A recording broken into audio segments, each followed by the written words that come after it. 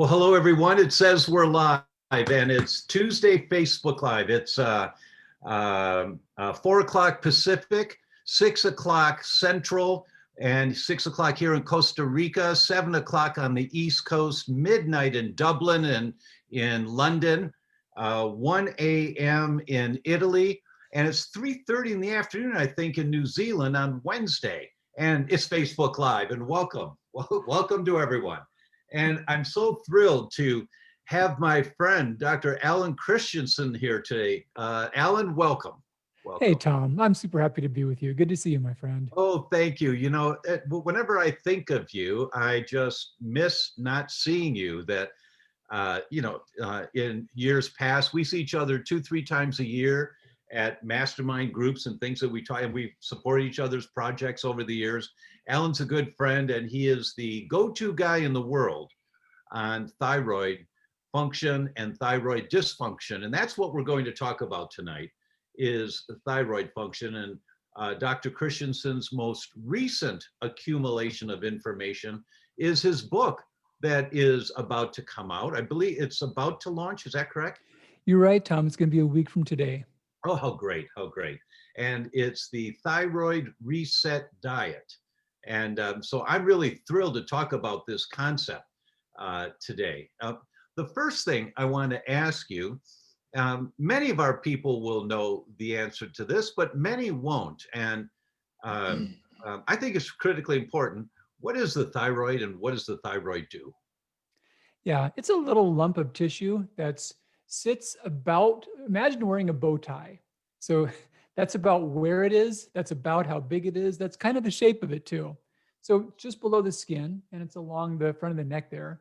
And it controls how quick the body burns energy and repairs connective tissue like skin, hair, and nails, and also how well nerve signals travel through the brain and from the brain to the rest of the body. So a little thing that does a lot. My understanding is that thyroid hormones get into our cells by receptor sites, like a pitcher throws the ball to the catcher. And there's catcher's mitts on the outside of our cells facing the bloodstream. And that thyroid is one of the very few substances for which there's a receptor site on every cell of our body. And that seems to suggest to me, and for our audience, I'm to say this, is that means every cell of your body needs thyroid hormone. Can you talk about that a little bit? Yeah, you're totally right, of course. And yeah, there's receptors that are a little different in different tissues, like the ones in the brain versus the one in the heart or the muscle, the liver, but they're everywhere. And these hormones, their concentration is infinitesimal, but yeah, their value just cannot be underappreciated. I did the math on this and I think about your cells like tasting, like they're drinking your blood as it flows through, and they can tell by the taste of that, how they should be acting. And the taste is influenced by hormones, like the thyroid hormones. So imagine like an Olympic-sized swimming pool, and take a teaspoon of like vanilla extract and drop that in the pool. That's pretty much exactly the concentration of thyroid hormones in the body. And yeah, your cells, if that teaspoon is there, they work right. If there's half a teaspoon, they're too sluggish. If there's 2 teaspoons, they get overactive. But you're right, they affect every single cell. Yeah, yeah. Now, one of the things I do, and usually Marzi sets me up on my iPhone so I can see who's here, and I just did it for myself. So I want to give a shout out to a few people here to start with. And we'll start with Doradas in New York City. Alice is here, and she says, thank you for caring so much about helping us. You never fail to point the way. Thanks, Alice. That's really nice of you. JC's here from Pennsylvania. Laura's here from Southern Oregon from our own team. Hey, Laura. And Laura says, thank you for covering this important topic. Christine's in Boca Raton. Gail's in Pittsburgh. Jennifer's in Virginia. Connie says, I'm on now here from North Carolina. Hi, Connie. And the list goes on and on. Lisa says, hypothyroidism and Hashimoto's. Why am I cold all the time? So, all right, that's the first question. And let me say to people, this is the time to ask your questions, anything related to thyroid, because we've got a world expert here on this. So her question is, why am I cold all the time? Yeah, great question. And I mentioned those 3 things that the gland does in terms of metabolism and nerve conduction and tissue repair, most of the symptoms that are caused by it not working right can go in one of those three buckets. So the metabolism is how well we turn our food into energy. And as humans, about for every one part of energy that's movement, we make about 4 parts of energy as heat. So if we put out energy too poorly, we can feel cold, we can feel tired, we can have brain fog, we can struggle losing weight. But that's directly tied to the thyroid's effect upon metabolism. So that gives you a sense of why you're feeling chilled all the time. Most likely, a contributing factor to that is if you've been diagnosed with Hashimoto's, is that your thyroid's not quite working on all 8 cylinders right now. And what we're going to talk about here is what do you do about that? Yeah. And what Dr. Christianson's new book is. And so, for everyone who's here, if you've got a friend or a family member that's talked to you about thyroid, send them the link to this right now and text them on your phone and tell them, hey, you might want to check this out because this will be relevant to what you learn, what you need to learn about thyroid function. Great, great. Thank you for that. The next question is from Al. Hello, what does a mycotox ochratoxin A score of 17 mean, environmental or food? Should I stick to low histamine diet? Okay, not quite in the world of direct thyroid function, but it depends on what lab you're using about a score of 17. Dr. Christensen, you want to address that one?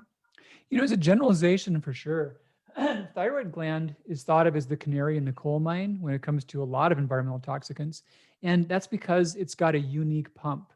Normally nutrients, the amount in your blood is enough for your organs to work, but your thyroid uses iodine at such exacting concentrations, it pulls it inside with this powerful pump. Now, the only drawback is there's a list of over 300 contaminants, and that does include mycotoxins that can get trapped in that pump, and they can affect the thyroid long before they affect other tissues. Yeah, yeah. A score of 17, I can't relate to without knowing the lab you're using and what the reference range is for that lab.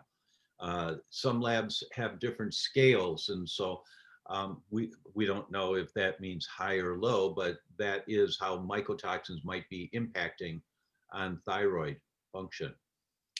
Gail asks, can thyroid start and stop in a seemingly random patient? Can start and stop. It can. And so it can slow and get a little better. And in some cases, it can also get overactive and underactive. It can alternate back and forth. Dr. Tom and I will talk about some of the new findings of the core issues behind thyroid disease. And it turns out that big fluctuations in iodine can be behind that starting and stopping. I put down a couple of questions myself to ask you today, and this is the first one. Your book is titled The Thyroid Reset Diet. Sometimes my iPhone starts acting strange. Functions that normally are smooth and easy start acting weird. It appears having too many apps open on my phone overwhelms the operating system after a while, and some functions start not working correctly. If I turn the phone completely off, power it down, and restart it, effectively resetting normal, it works fine. Is that what you're suggesting with the title of your book? Yeah, great question. It is. And, Tom, when we were hanging out, if we were to go back like 4 or 5 years, these concepts that are in the book are things that were brand new to me. There were things that I didn't know about then. But there have now been clinical trials showing that people with thyroid disease, even if they've had it for, 4 years or more, they can have normal thyroid function. Many can have normal function in just a few months with only dietary change. So it really is a reset. We now know the gland can heal in circumstances when before we thought it could not. Wow, that's great. That's really great news. So diet alone can reset thyroid function. Mhm. Okay, let's start diving into that. Can you explain more about that? Yeah. So the new perspective is that we've always known how central iodine is to thyroid function. I mean, nothing is more important than it to how the thyroid works. And we've always known that there's a range. We can get too little, and there can be deficiency states, and there can be too much. It can become toxic. What we've now learned is that there's a big difference in how well people can tolerate a little extra iodine.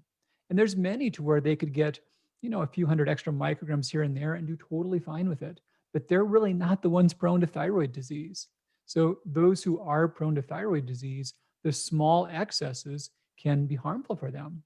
It's kind of a paradox. You need iodine for the thyroid to work, but a little bit too much can shut it down and make the proteins of the thyroid look foreign to the immune system and create free radical damage, and also stop the way that your body converts thyroid hormones in circulation. And the exciting part we now know is that if you can get the extra iodine out, the whole process can reverse itself for a really good percent of people. Ah, so we'll talk about how you're getting the iodine out by diet, but first, how is it that people are getting too much iodine? It's totally fascinating. Yeah. So since about the 90s, about 92 to 2014, the studies looking at the US diet, the NHANE studies, I'm sure you've spent a lot of time on those, they've shown that of the 23 of the 25 biggest dietary sources of iodine, their amounts have gone up by an average of threefold over that time frame. And this is part of a global trend. So from 92 to 2014, the number of countries categorized as severely iodine deficient, it used to be 112, and that was tragic. Now it's zero, which is awesome. However, the number of countries categorized as at risk for thyroid disease due to iodine excess, well, that one used to be zero, but now it's 52. Wow. And over this time frame, thyroid disease has roughly tripled. And is US one of those 52 countries? It sure is. And there's even been studies looking at if we go deeper into our subpopulations, per age, gender, ethnicity, we've got a lot of subpopulations to where 30, 40% of people are at severe risk. And a lot of these are the classic demographics, women in their 30s, 40s, 50s, and 60s. They're the ones that are most represented there. I saw a statistic about one fourth, 23.1% of women age 65 and older receive treatment for thyroid disease. Yeah. Almost one fourth of all women 65 and older. Why is that? Why would that population be so vulnerable? Well, so thyroid disease, there's three factors that are now like just indisputable drivers of it. And you just mentioned one of them, that's age. You also mentioned the other one, which is gender, female gender. So age is pretty simple. There's like a perfect storm of things that go wrong that the body can no longer bounce back from. And each year, each decade, that stuff accumulates more. And there's just those stressors become more pronounced. So yeah, that's the biggest reason why it's more pronounced with age. And even in this group, resetting the thyroid by following a specific eating pattern can work to arrest and perhaps even reverse the direction their thyroid's going. Yeah. So one of several controlled clinical studies took a group of people. 85% were women. Average age was 50, but there was many that were up to 75, and they had had thyroid disease for an average of 4.2 years. Now, Dr. Tom, you understand this, but to expand upon this for others, the TSH is a marker that shows one simple marker that shows a snapshot of how much the thyroid is working.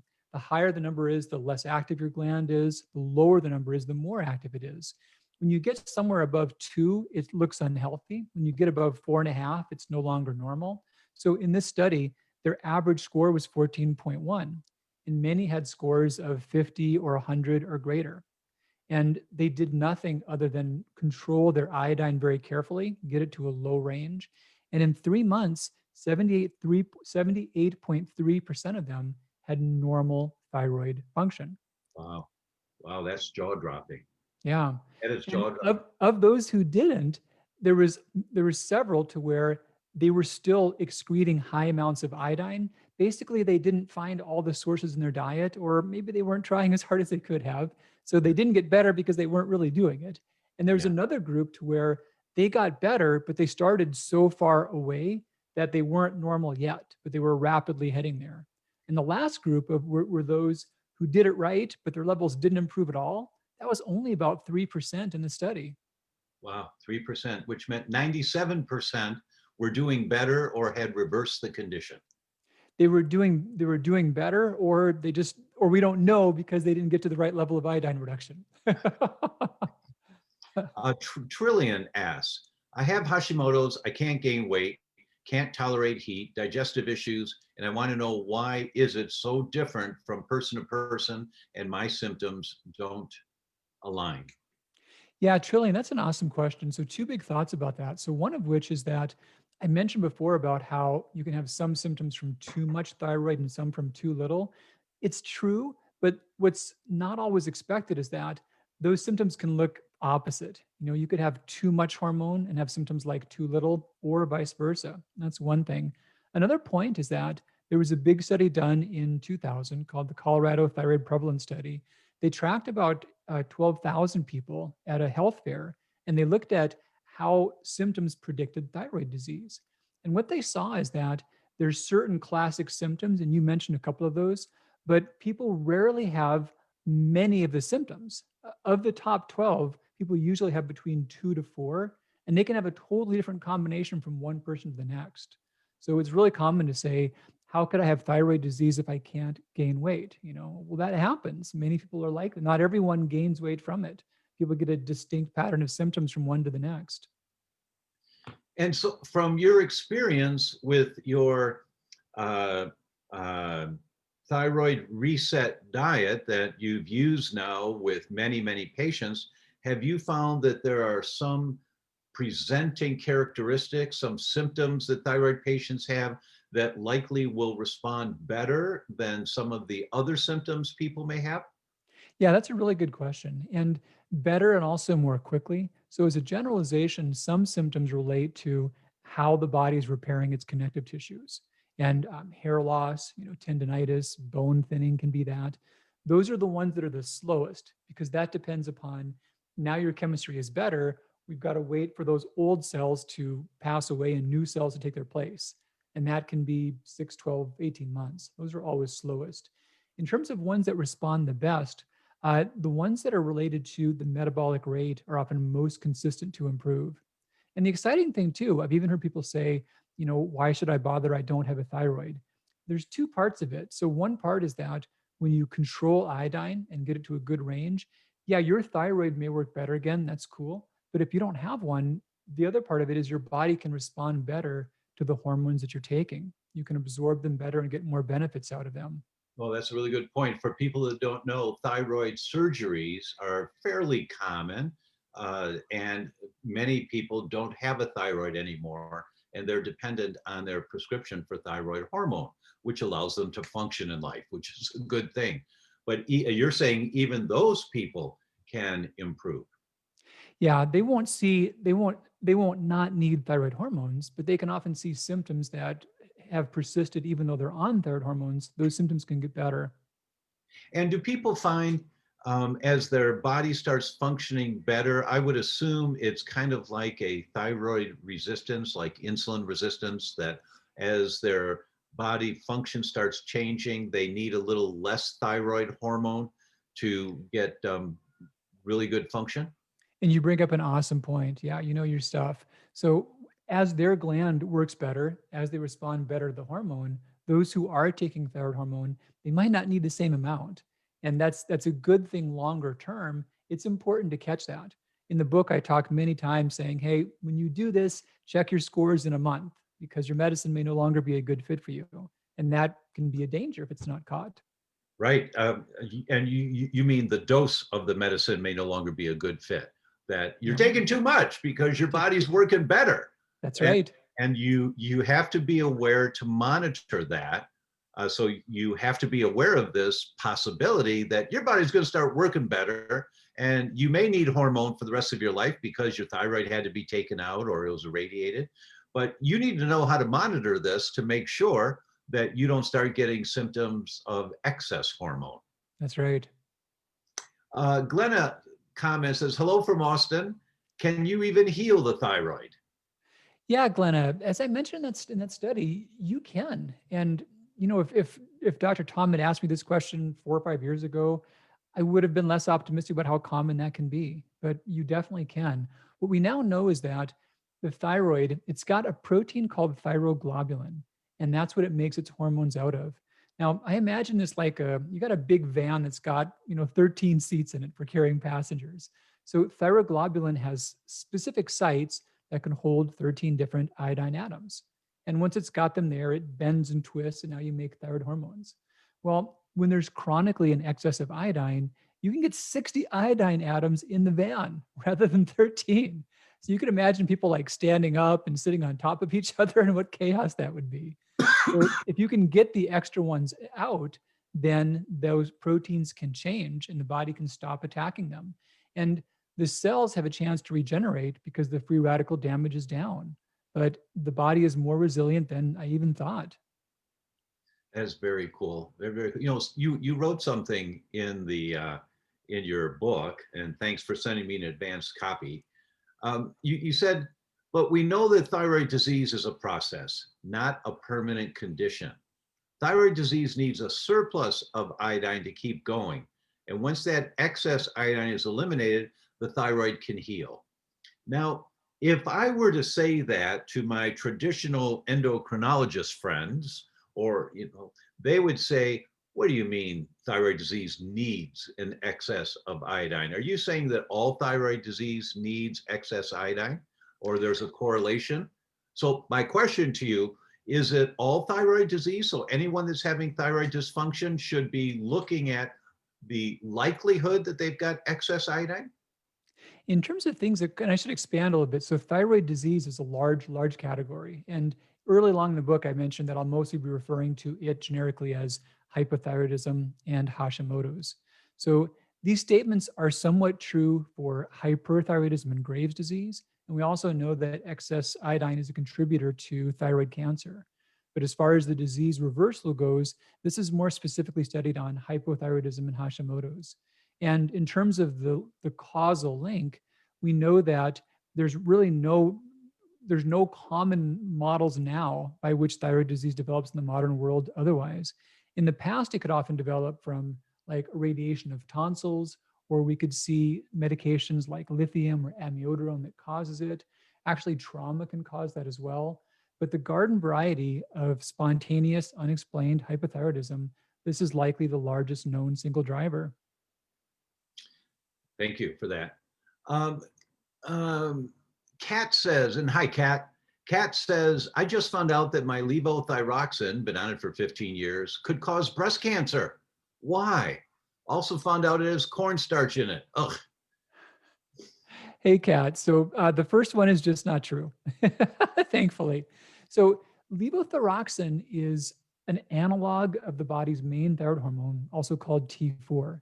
And as such, it's just like the T4 your body makes. Now, there certainly are those to where it's not the complete answer. They could take it and not feel as well as they would otherwise. It's not the only hormone you need, and it's not just a matter of replacing the hormones. However, it's not a foreign substance. So if the amount you're taking is even in the ballpark of what your body would make by itself, it doesn't cause harm or side effects. If the dose is not right, you may not feel your best, and that can be dangerous as well. But there's definitely not a link between levothyroxine causing breast cancer. So you may have read that. I don't doubt that you saw that somewhere, but I wouldn't consider that a valid concern. As far as the cornstarch, there are a lot of inactive ingredients in it. There are brands like Tyrosint that are free of inactive ingredients. Also, those like WP Thyroid, and those are out there as options for you. I heard you say that excess iodine can cause cancer. Can you elaborate on that a bit?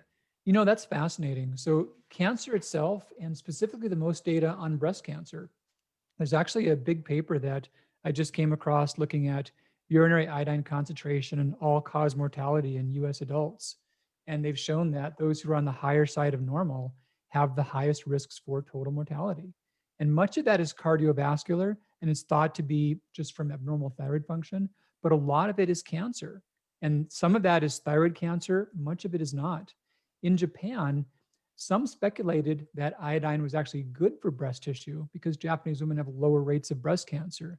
However, it's been studied and shown that within Japanese women, those who have higher iodine levels are the ones developing breast cancer. And there's been talk about using iodine excretion as a screening tool for breast cancer. I remember back in the 80s for fibrocystic breasts, one of the recommended treatments was to rub iodine on the Sure. breast to break some of that up. Nowadays, from what we're learning, I might have second thoughts. Um, Well, it can help with those symptoms, but you're right. So what happens is that pump that I talked about, your thyroid uses to pull in iodine, it's called the NIS, the sodium iodide symporter. It's in breast tissue, so breast tissue can have enough iodine when a woman's lactating. Now, there's a spectrum in how active NIS is between non-lactating breast tissue, it's really not active at all, women who are lactating, women who have fibroadenomatous breast tissue, and women who have breast cancer. So what happens with fibrocystic breast disease, when you give iodine, even though that pump is there, it stops the activity of the pump. And that makes the breasts build up less fluid. So it lowers the pain, but it's not really correcting the problem. And it may even escalate the risks towards that progressing to breast cancer. That's really interesting. It's really interesting. And Kat, I'd suggest you consider doing a corn zoomer to see if your response to learning about cornstarch is an innate sensitivity that you have with corn. You might want to look into that one. Jennifer asks, what does it mean if I have elevated TSI levels? I was told maybe or maybe Graves. Yeah. So, Jennifer, great question. And TSI is short for thyroid stimulating immunoglobulin. So, your thyroid uh, releases hormone when the brain tells it to. And the main way the brain tells it to is by making TSH. So, funny thing, TSI, how close is that to TSH, right? So, sometimes your thyroid can't tell the difference either. So, if you've got this TSI circulating, your thyroid thinks it's being told to work, but it's not being told to work. So it dumps out extra hormone. And that's the main mechanism of Graves' disease. So a question is, how many people without Graves' disease have positive TSI antibodies? What's the false positive rate? And the false positive rate is nearly negligible. So if someone does have positive TSI antibodies, there's a very high link of them having Graves' disease. Got it. Thank you for that. Al asks, if gluten sensitive, should I consider having my whole family be gluten free also? Because after 1+ years, still making gluten antibodies, and should I get whole cookware? I don't know what you mean by whole cookware, but if you're making antibodies a year after being squeaky clean, gluten free, something else is likely triggering it. There could be an exposure, or for example, a virus can trigger it. This current virus has been shown it could trigger it. But there's some other trigger there for you that should be explored. And working with someone like a functional medicine practitioner, Michelle on our team works with this all the time, but you have to explore, where is this coming from? Why are my gluten antibodies still elevated if you're squeaky clean? And Al, Marco, I've got the best answer for all things gluten. Let's listen to Dr. Tom. as I for thyroid, I forgot to tell you, a couple of years ago, I invited Dr. Christianson to be on Betrayal, our docuseries that we did, and we met for the interview, and he was demonstrating on me how to palpate a thyroid. And he said, well, Tom, looks like there's a nodule here. And I said, what? Well, I feel fine, was what my mind said right away. But I didn't waste any time. It wasn't long after that, I flew to Arizona so that I could have the best guy in the world examine my thyroid. And he did an ultrasound and he said, nothing to worry about, man, forget about it. So I'm really happy that he's here today with us. And I just wanted you to know, this is my thyroid doctor you're talking with right now. Margarita asks, is hypoglycemia a direct consequence of a damaged thyroid?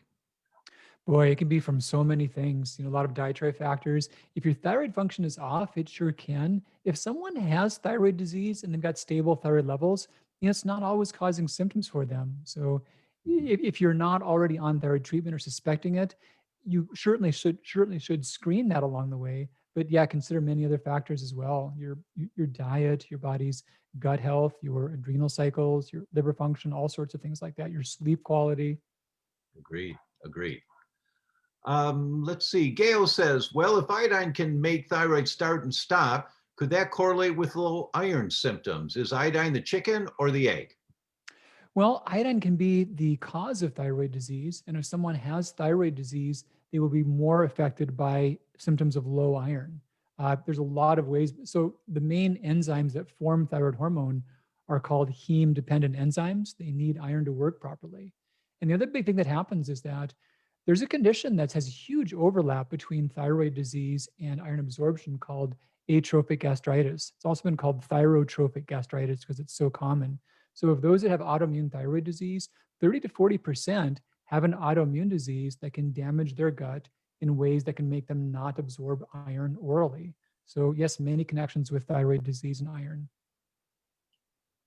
Luann says, I was taking levothyroxine, but found out Untitled brand is better. Is generic brand not as effective? It seems to make my thyroid go up and down. Why is that? Phenomenal question. Thank you for asking that, Leon. So here's the thing. So the generics are actually fine for the active ingredients, but the problem is they're made by multiple manufacturers and the inactive ingredients are not the same. If you were here, Leon, when I talked about the whole pool thing and like that little teaspoon of vanilla extract in the massive Olympic pool, we're talking about tiny concentrations of active ingredients.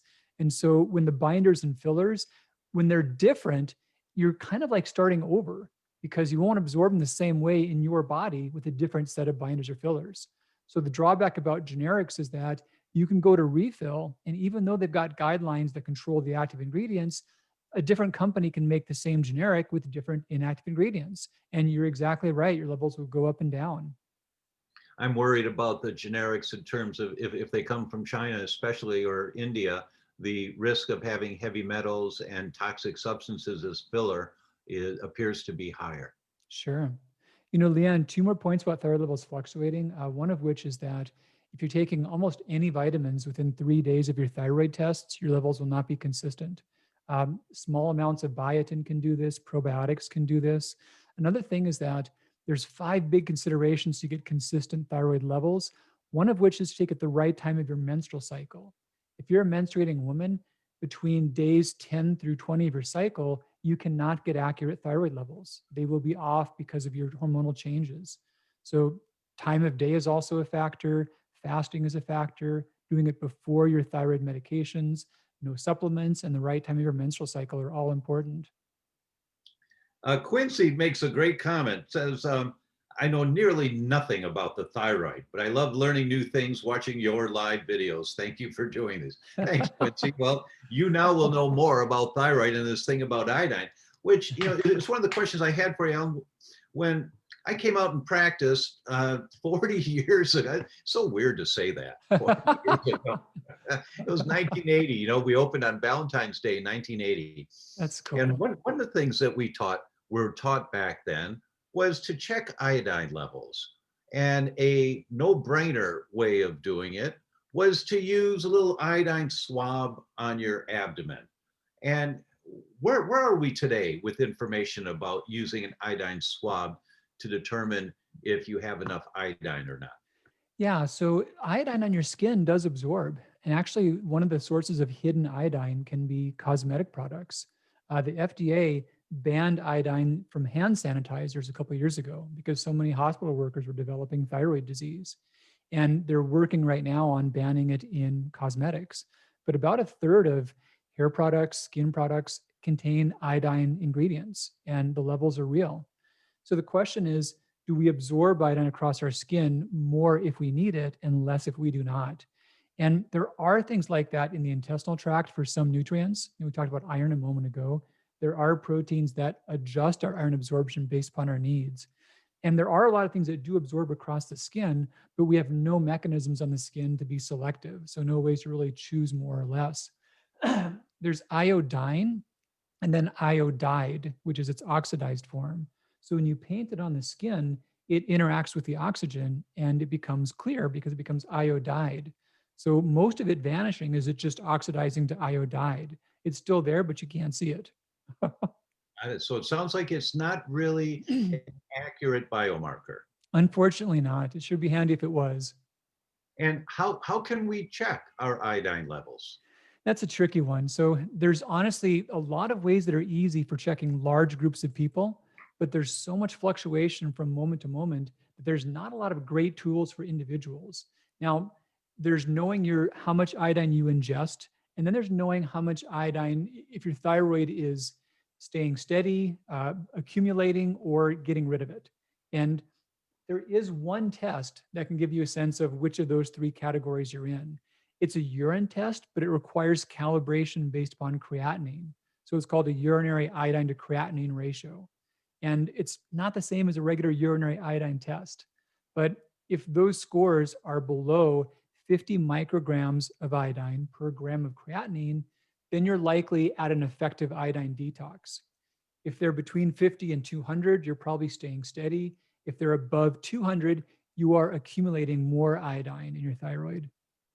And is that a biomarker that you have used in your clinical practice to monitor your patients as you put them on protocols?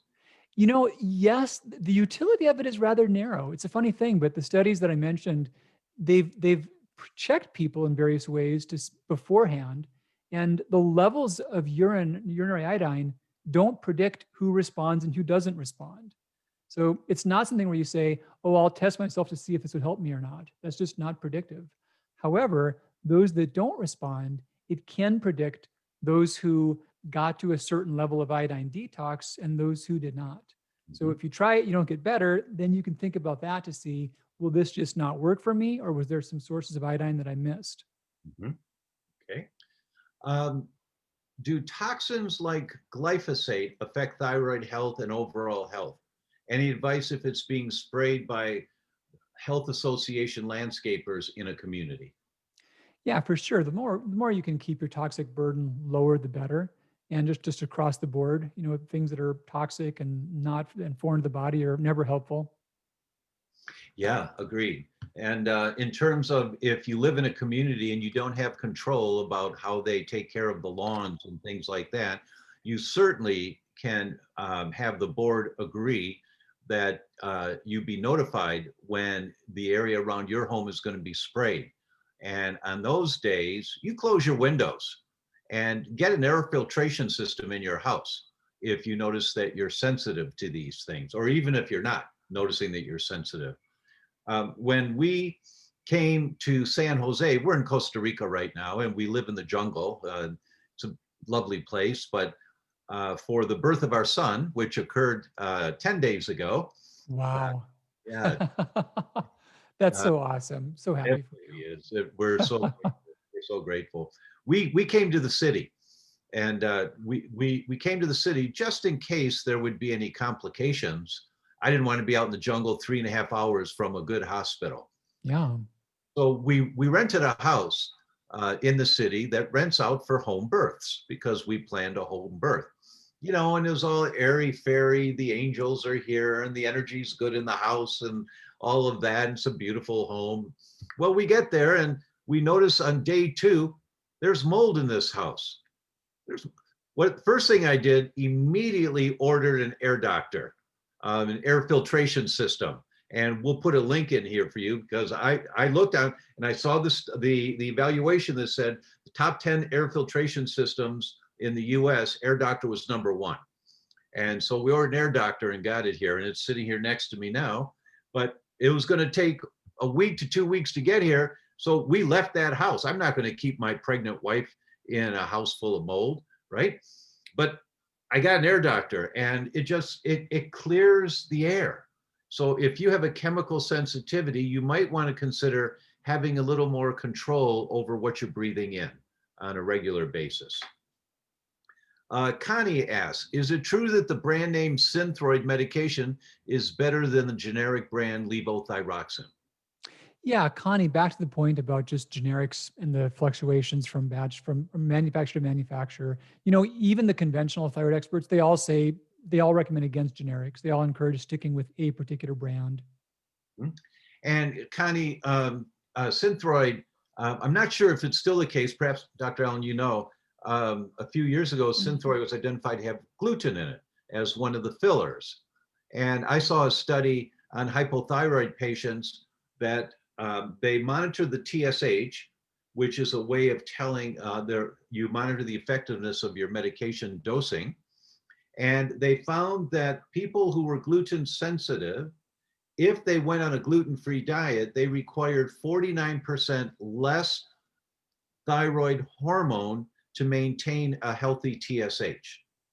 If they did not go on a gluten-free diet, they required 49% more medication to maintain a healthy TSH. And Dr. Allen, do you know if Synthroid still contains gluten? It does. Yeah. In terms of those who are on a T4 only medication, so thyroid medicines, there's a couple categories. There's those that are just T4, those that are natural desiccated thyroid, and those that are just T3. So T4 only medication, Tyrosint has been made now, which is really free of binders and fillers. And they make gel caps, which are non-allergenic. They also make liquid vials. So those are the most sensitive. They've got these little pop open, the Yakult little yogurt cups you see, Yeah. they're a little smaller, but they look kind of like that. And Wow. so each vial is water plus the active hormone, like end of ingredient list. So those who really want to avoid things, that's the way to go. Then as far as natural thyroid, there is WP.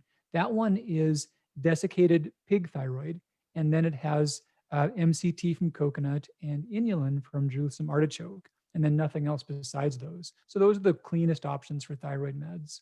Marvelous. Marvelous to know. Thank you. Marga asks, where are they getting that increase if iodine is in processed foods? Uh, where are they getting that increase if iodine, question mark, in processed foods?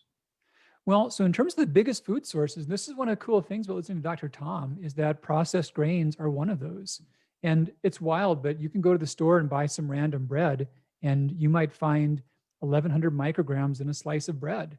And that same brand might have 100 micrograms on the next slice. So it's all over. And this is weird too, Tom. So one of the studies, they they thought that perhaps the problem was iodized dough conditioners.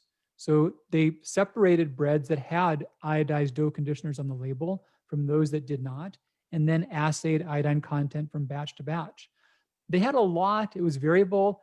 The labeled iodized dough conditioners did not predict which ones had the most. It was not relevant. So Wow. there's other stuff going on behind the scenes that is not labeled, but is containing iodine. You know, there are so many other stuff behind the scenes. Microbial transglutaminases are a huge threat right now. That the advice, I think Dr. Allen will agree with this, don't buy food that has A long label list, a long a long label ingredient or, list. yeah, right, or things that you don't understand when you read the label, Right, right? don't get out your glasses and your dictionary, just put it back. Our friend Sean Croxton said this so many years ago, jerf, just eat real food. Yep. You know, he's so right. He's so right. Just eat real food, everyone. And all right, let's go to the thyroid reset diet for a few minutes. Give us a big picture view of this one, if you would. For sure. So, big picture view, the reset stage is for those that wish to improve their thyroid function. And this rarely takes more than a month to be evident as far as benefiting. Based on how far along someone is, it could take 9 months to yield full effects. So, this diet was made to be nutritionally complete and whole foods, easy to do, safe, and tasty. Now, the maintenance stage is after you've done that, you've now got more leeway. You can tolerate a bit more and do fine with it. So, I broke all the foods down into red light, yellow light, and green light. And the reset phase is green light foods. That's simple. The maintenance phase is that. And then also you can do up to 2 servings of yellow light foods per day. So that's the whole complexity to it. That sounds like it's achievable for that sounds really great. This just came up for me. So are things like seaweed just red light? Are they out of the picture? Yeah, so the closest things there would be spirulina and chlorella. You can actually get away with a few grams of those and not get too much. But seaweeds are massively red light. So those who are susceptible to thyroid disease, they're things that you'd want to avoid. Yeah, I would think so. Errol asked, Dr. Tom, are you still working with people one-on-one or in a group? Yes, Errol. Yes to both. And my team will post, we've got something coming soon. We're a small group of people where one-on-one, my team will post it here for you. Joanne asked, can you take the COVID vaccine if you have Hashimoto's? Yeah, awesome question. So the vaccine, the question comes up with it and autoimmunity in general. And we know that the COVID infection has shown to worsen existing autoimmunity and also cause new onset autoimmunity. This has shown up for rheumatoid arthritis, it's shown up for scleroderma, and it's shown up for Sjogren's syndrome. So what I've come to think about with the vaccine, in many cases, the thought is, you know, the vaccine may have some harm and maybe some side effects. Maybe I won't get the infection. So people often think about getting the vaccine or not getting the vaccine. In this situation, I wrote a pretty detailed paper about it. I think it's a different, I think it's a different question. I think that unless we can be away from exposure for 2 or 3 years till we have some herd immunity, we're probably going to get COVID from a sneeze or from a needle. We're probably going to get it from one of two ways, you know. So it's not so much do I do a vaccine or do I not do a vaccine? It's really which one's more harmful, you know, COVID or the COVID vaccine. And so far, from those who have received the vaccine in the clinical trials and in the real world, there have not been documented cases of worsening autoimmunity or causing new onset autoimmunity. Let's see. Marge says, how does intermittent fasting affect the thyroid? Yeah, Marge, great question. Not a lot of data, good or bad. Prolonged fasting and extreme deprivation of carbohydrate can cause the body to go into a starvation state. And it's a funny thing because our bodies often have few things they track to gauge whether or not we're getting enough food. And if our insulin levels go way, way, way too low, you know, too much of it is bad, but way too low can be a sign the body thinks it's starving, even if it's not. Mhm. And one of the things that it does is it slows the thyroid from making as much hormone. And also, it stops the body from activating the thyroid hormone in circulation. The concept of intermittent fasting, if you're, Marge, if you're referring to timed eating, which means you might limit all of your food intake within a particular window. A common one is 8 hours, so that's called the 8-16. If that's what you're referring to, I always recommend people who are interested in this that it's okay to try that, but transition into it. Don't just stop on day one or start, okay, I'm going to do this every day now, but rather transition so that you're not shocking your body into something new.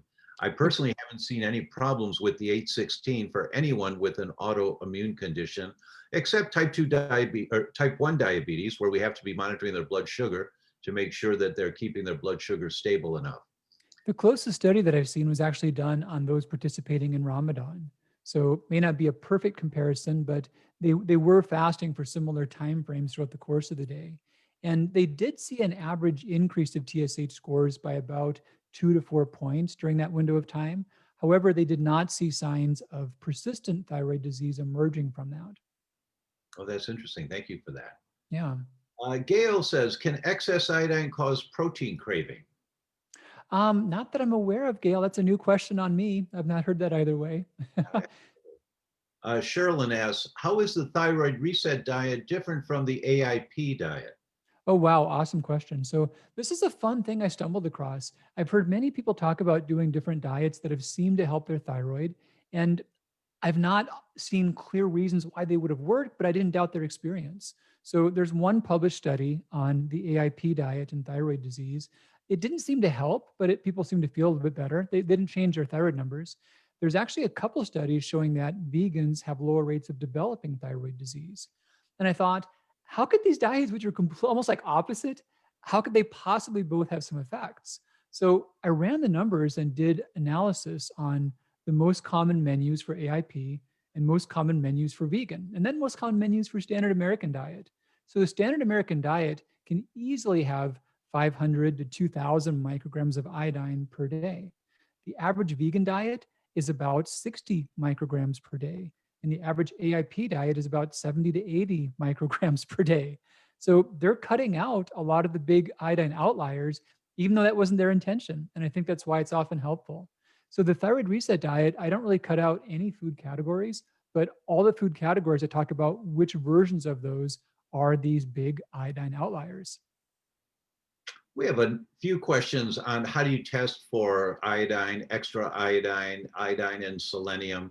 How do you test for these? Yeah. So iodine probably weren't with us before, but there's a test that shows the urinary iodine to creatinine ratio. And the bigger question is it helpful to test? And it's honestly not. If you have already done something like the thyroid reset diet and you didn't get better, then it may be useful to test to see if there were some hidden sources of iodine. But apart from that, it's not easy to find that particular test. There's tons of other tests that are really just either not useful at all or not useful in this context. And they don't really predict whether it would help you or not. Nancy asks, I took Cytomel for T3. Do you think the underlying issue could be the liver where the conversion takes place? Well, rarely. So, a common thing is that if someone has more thyroid than they need, the body can start to fight thyroid hormone. So, I've seen many that take T3 only, and they can have symptoms of having too little, even though their blood levels suggest that they're getting too much. And the liver does convert T4 to T3, but the cases that it doesn't are either because someone's taking just the very wrong amounts of medicine, or there's a thing called Euthyroid Six Syndrome. So some people have a major disease, or even something that's not hospitalized major, but still slowing down their health. And when that happens, their body tries to slow down their metabolic rate. So sometimes your body intentionally makes less T3 when you're sick for some other way. Chronic infection, uh, protein calorie malnutrition, hidden kidney disease, long, long list of things. But sometimes your body intentionally does that because you're trying to slow down because something's not right. Shelley says, hello from Louisiana. I take levothyroxine and it causes me to shake a little in my hands. Is there any advice? Yeah, for sure. So it may not be the best fit for the medication for you. The amounts may not be right. The symptoms could be from something together different. But first thing we think about though is that it's just not the right fit, not the best amount for you. Jose says, I have Hashimoto's disease. The only symptom have is that I feel cold most of the time.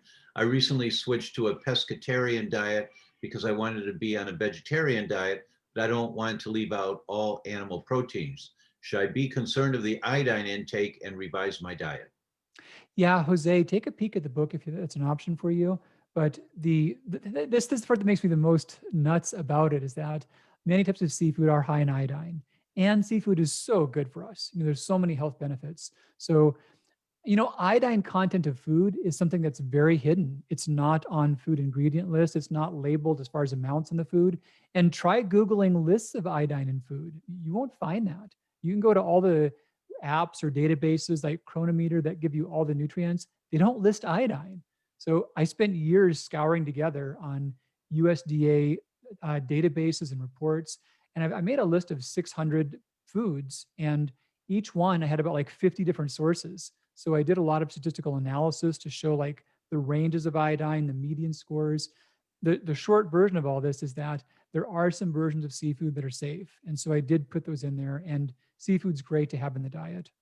So there are some seafoods in the green category and some in the yellow and some in the red. Yep. That's the way to do it, man. I hope everyone out here is going to order the book. We'll put the link in here for you if it's not already there. But please, it comes out next week. I assume it's available for pre-order on Amazon right now. It Yeah. is. We've got the hardcover, the Audible, and also the Kindle form. Okay. Lakshmi says, what enzymes convert T4 to T3? If I have low T3, what should I take? Hey, Lakshmi, great question. So this is not an enzyme you can take as a pill, but the enzyme is actually called 5' deiodinase type 2 that you're asking about. And it's active in all of your tissues, but it's especially active in your liver. So not converting T4 to T3, it's not so much that you're lacking that enzyme. Iodine can be the culprit, or it can be issues like I mentioned before about the Euthyroid Six Syndrome. You could have some other underlying health problem. A funny thing that happens is people often end up being given more thyroid hormone than they need, and that will cause them to also block that conversion. So it's more issues like that than the lack of the enzyme.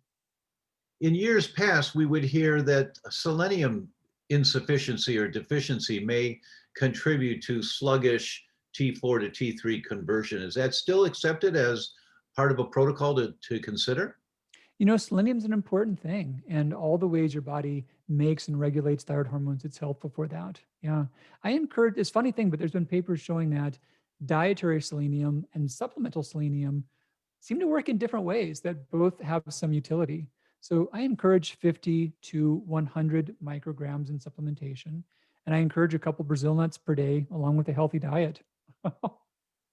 We for years now have been trying to get 1 or 2 Brazil nuts a day in our diet. And I don't do it all the time. I'd guess maybe 2 or 3 times a week. I'll have a couple of Brazil nuts because then you've got almost all the selenium you need. And You it's know, a you simple. might you might appreciate this, Dr. Tom, but they did a study in Brazil, and they took actually, I almost wish they didn't do the study. I think it was almost unethical to have done it, but we have the data now. So they took these preschool children who were malnourished, and one group was given a third of their caloric intake as Brazil nuts, and the other group was not. And they tracked them, and they wanted to see if it was selenium would be toxic for them from Brazil nuts. Now, there are paradise nuts, which are similar, and they have a form of selenium that can be toxic. So in this study, they track selenium in their blood, their nails, and their hair, and also by markers of function like glutathione and like development. And the kids given these Brazil nuts, I did the math, it'd be like you or me eating about 30 to 40 Brazil nuts a day. It was a lot. That is a lot. And the markers of selenium excretion, so like in the hair and the nails, were very high. But the markers that would show selenium excess were fine. They were very normal. So we now know that Brazil nuts, almost all the selenium is a form called selenocysteine, and your body can get rid of the excess quite easily. So the risk of overdose is quite negligible from them. Luann says, it seems I was the only one in my family having hypothyroid. Now almost every family member has it. Why is that? Yeah, Luann. So thyroid disease is on the rise. Thyroid cancers have tripled in the last several decades, and overall incidence of thyroid treatment has also tripled. The big spike started in the 80s, it picked up speed in the 90s, and it's still going up since then. And it correlates with this global and local rise in iodine. Yvonne asks, will Nature Thyroid be back on the market? Yeah, Yvonne, great question. And I'm friends with the manufacturers. It will, as will WP thyroid. They actually are both available again now in some potencies. Quick point, Yvonne. If your doctor can order those and stock them, I would highly recommend that. Pharmacists often are not motivated to work directly with the manufacturer. They often go through distributors. So they're the last to get it back in stock. And then what happens also is that pharmacists commonly will substitute one brand for another, and even when they're not supposed to. So if you can have your doctor order directly, you can probably get it sooner, and you're more apt to have the right thing you expect. Margarita asks, do you have a recommended diet for hypoglycemia? I've been struggling for quite some time with this and haven't found a nutritionist that is knowledgeable enough to guide me. Great question. I've not written on that specifically, but Dr. Tom has in abundance. You know, take a peek through his work and his resources, and you'll find some great things to help you there. Margarita, there has to be a trigger that's setting off your sensitivity. And so we have to find what the trigger is. So that's the exploration to see what is the trigger. Vineet says, why do triglycerides go high in Hashimoto's? Yeah, great question. Triglycerides and lipids both do. A couple of reasons for that. One of which is triglycerides are a circulating form of fuel. So any version of carbs, fats, proteins, ketones, they can all get rearranged into triglycerides. And your metabolism can go down by 40 to 60% from Hashimoto's. So that fuel you're not burning, that stays in circulation. The other big factor is that thyroid hormones affect how your liver reabsorbs triglycerides and LDL cholesterol. In fact, before we had our current generation of thyroid tests, the first use of cholesterol as a blood test was to gauge thyroid function. So, yeah, when thyroid's low, cholesterol and triglycerides are classically known to elevate. Leah says, I have beginning stages of Hashimoto's. How much iodine a day do I need to take? Yeah, Leah. So your total days target in a situation like this. So to stay stable and not have things worsen, it's between 50 to 200. And this is not how much you're taking per se in supplements. This is the total amount you're consuming between your diet, any that could be in unpurified water, any that would be in supplements, and any that could be in medications, any that's in topicals. This is your total intake. In terms of reversing thyroid disease, that goal is under 100 micrograms. Now, how to know where you're at in there, that's not a straightforward thing. By and large, avoiding the big iodine outliers and doing the green light foods, that can get you to that target pretty easily.